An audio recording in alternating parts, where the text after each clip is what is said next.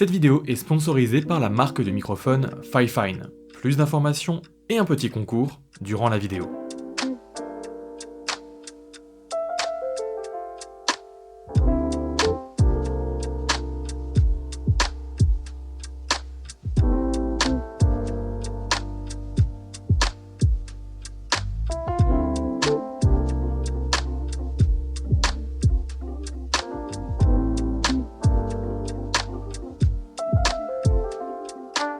Salut à tous, bienvenue sur la chaîne de Discoverdose, j'espère que vous allez bien. Sur cette chaîne, s'il y a bien un sujet que l'on a déjà abordé, mais sans forcément y aller en profondeur, c'est bien le domaine des Chromebooks. Et pourtant, j'entretiens avec les Chromebooks une excellente relation, puisque ça fait une dizaine d'années maintenant que quasiment en permanence, j'ai un Chromebook avec moi. Mais malheureusement, je me rends bien compte que mon amour pour les Chromebooks, même si c'est quelque chose qui est partagé par beaucoup d'entre vous, n'est pas encore au stade universel, dans le sens où les Chromebooks et Chrome OS, majoritairement, ça reste encore assez méconnu, voire pas connu du tout.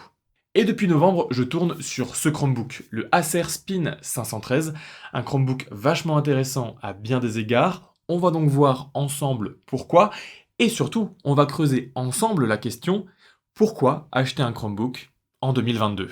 Le principal argument d'un Chromebook, c'est le prix. En effet, en moyenne, un Chromebook est 2 à 5 fois moins cher que le PC le plus abordable chez Apple, le MacBook Air. Comptez entre 2 et 400 € pour la grande majorité des Chromebooks, mais comptez à partir de 1000 à 1100 € pour la configuration de base du MacBook Air. Et même si les PC ne sont clairement pas comparables, notamment en termes de puissance, il suffit tout simplement de s'interroger sur l'usage réel que l'on a d'un PC portable pour se rendre compte qu'au final, un Chromebook, ça a quand même de jolis atouts. Pour commencer, une des principales raisons d'acheter un Chromebook, c'est pour leur design. Les Chromebooks sont des appareils bien finis et bien construits.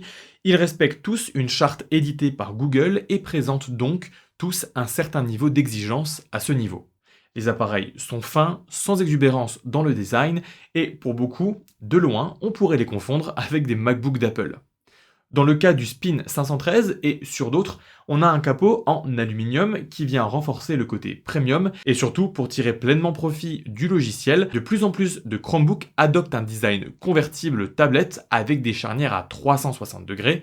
Évidemment donc, ici, l'écran est tactile, ce qui est un gros plus. D'ailleurs, en parlant d'écran, on tourne ici sur une dalle en Full HD IPS qui ne vient pas mettre des records en termes de luminosité, mais qui est largement suffisant en intérieur. J'apprécie la finition de l'écran, la justesse du rendu et surtout les bords fins autour de l'écran, ce qui permet au Spin 513 d'être un PC de 13,3 pouces dans un gabarit un petit peu plus discret.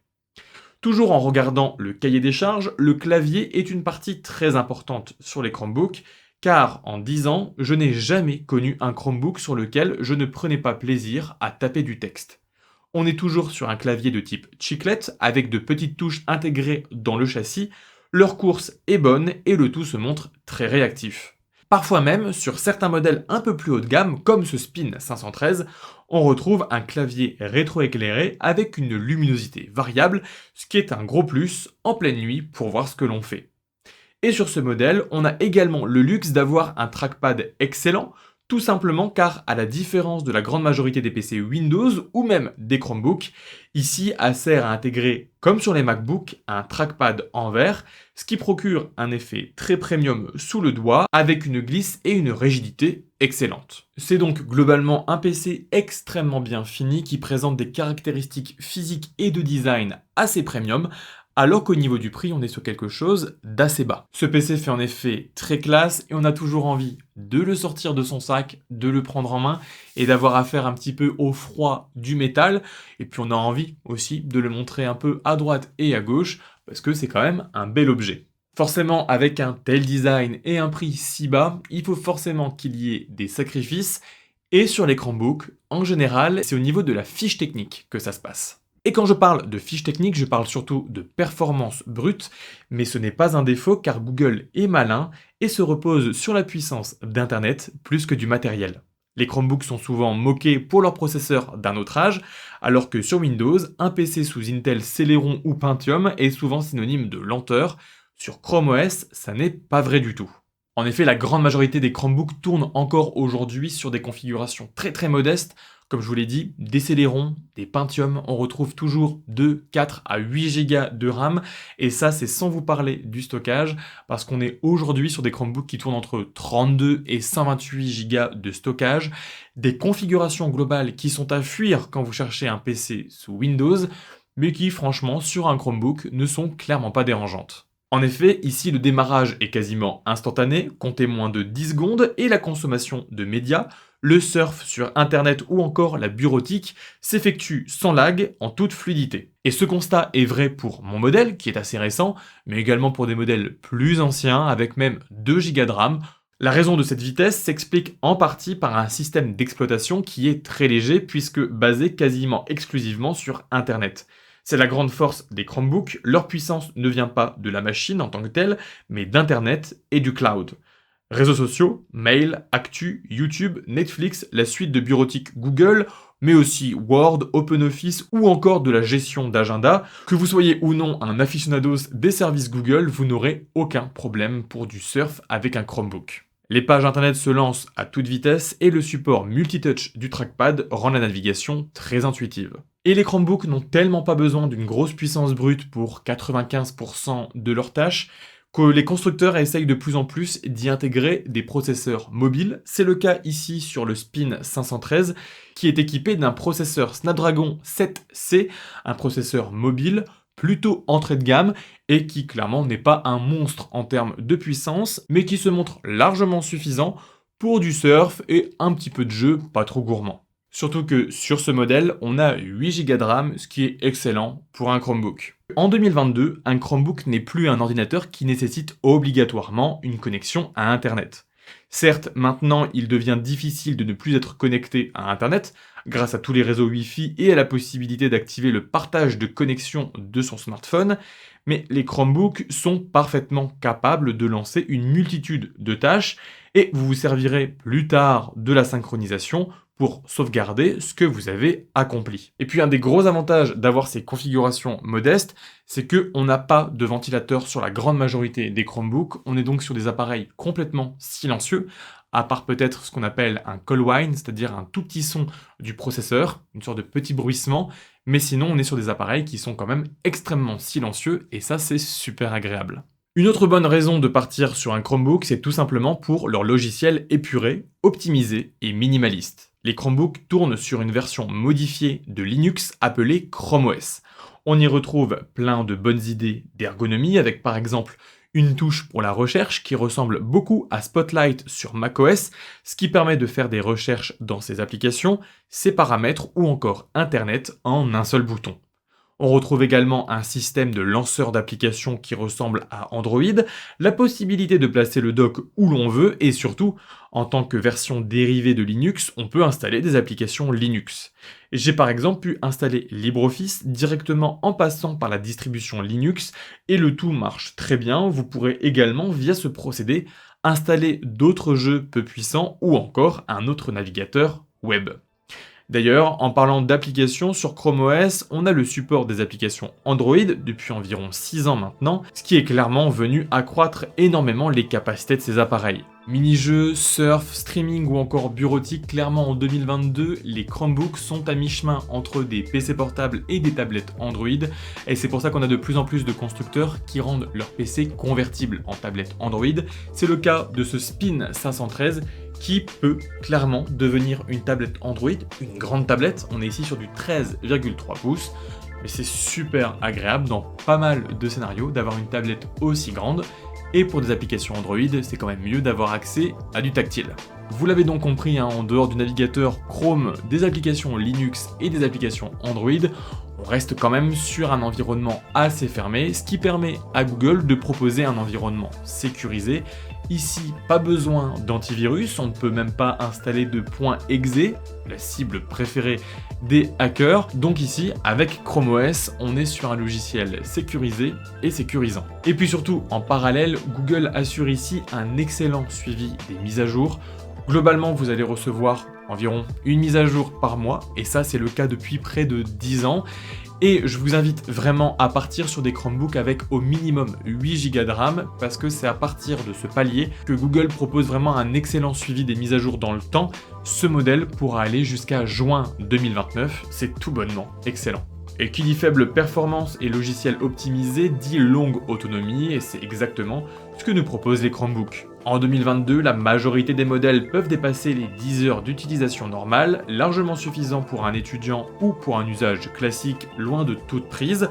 De plus, la grande majorité du parc de Chromebook peut se recharger en USB Type C, la même connectique que la grande majorité des smartphones et des tablettes, et même un chargeur basique de 25 à 33 watts peut suffire, ce qui est un gros plus pour la mobilité. Après, bien sûr, même si là je viens de vous faire la liste des avantages et des qualités des Chromebooks, ça ne veut pas dire que ces appareils sont sans défaut, loin de là, il y a quand même de gros défauts et c'est ce qu'on va voir maintenant. Pour commencer, si dans leur design je trouve les Chromebooks assez irréprochables, ils ont quasiment tous des haut-parleurs moyens, voire clairement pas terribles. C'est malheureusement le cas ici avec ce Acer Spin 513, car avec ses haut-parleurs situés sur le bas, on retrouve un son assez sourd et camouflé. La puissance n'est pas au rendez-vous, et au final, l'utilisation d'un haut-parleur Bluetooth est plus que recommandée.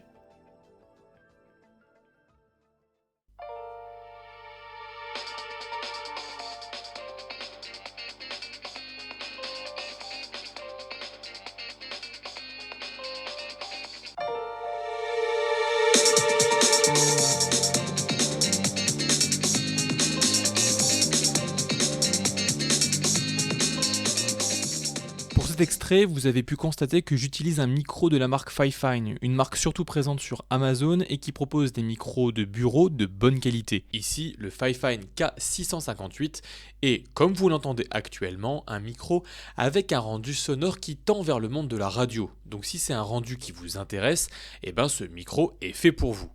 On retrouve sur le micro un design assez classe avec beaucoup de métal et des touches tactiles.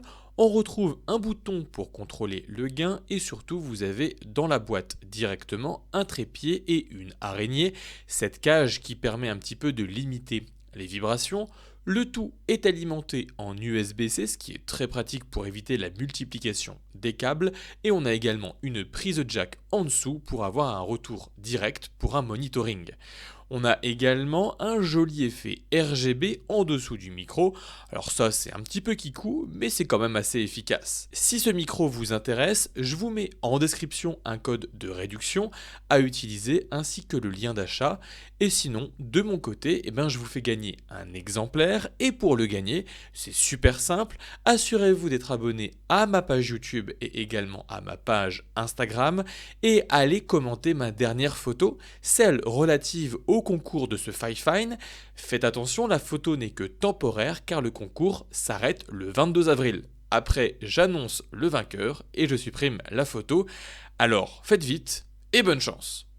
Ensuite, évidemment, avec des processeurs et des configurations si modestes, toutes les tâches qui ne pourront pas bénéficier de l'optimisation d'Internet et devront reposer uniquement sur la puissance de la bête vont être lentes, même très lentes. Pour de l'applicatif lourd, du montage, du jeu vidéo en local, etc., les Chromebooks ne sont pas un choix pertinent. D'ailleurs, en parlant de jeux vidéo, le gaming est un secteur encore très limité sur les Chromebooks, et si Steam est en train de se démocratiser sur Chrome OS, je me demande bien sur mon modèle quel jeu de ma bibliothèque je pourrais faire tourner sur ce Snapdragon 7C qui ne me semble clairement pas suffisamment puissant. Donc, pour jouer sur Chromebook, toujours en 2022, vaut mieux privilégier du cloud gaming ou des petits jeux sur Android pas trop exigeants. Et vu ce que je viens de vous dire, on pourrait donc attendre de certains Chromebooks qu'ils soient plus puissants pour pouvoir permettre notamment de faire du montage vidéo ou alors par exemple de pouvoir faire tourner des jeux vidéo directement sur la machine, mais je trouve que ça serait un petit peu dénaturer ce qu'est un Chromebook et on tombe assez rapidement vers un mauvais rapport qualité-prix. Parce que oui, la grosse force des Chromebooks, c'est le rapport qualité-prix. On a des PC qui sont clairement pas chers. Ici, ce Spin 513, on le retrouve régulièrement aux alentours de 300 €. Et quand on augmente le processeur, notamment les derniers Ryzen 5, que l'on retrouve maintenant sur certains Chromebooks, il faut au minimum débourser 600 €. Et pour 600 €, avec un logiciel si fermé et entre guillemets si peu de possibilités, c'est un peu dommage de claquer cette somme dans ce genre de système d'exploitation, et à 600 €, on a des PC Windows ou encore des MacBook en reconditionné qui sont certainement plus intéressants. En conclusion, en 2022, acheter un Chromebook, c'est faire le choix d'un PC bien fini, bien optimisé avec un logiciel fluide et une superbe autonomie. Bien sûr, ces PC ne sont pas sans défaut, mais ici quand même sur ce Spin 513, on est sur un PC extrêmement complet et on n'a pas vraiment de gros défauts. Coque en aluminium, écran rotatif pour le transformer en tablette, mais également écran Full HD IPS. On retrouve un clavier rétroéclairé et un trackpad en verre, tout ça avec des ports USB-C, une longue autonomie et des performances correctes.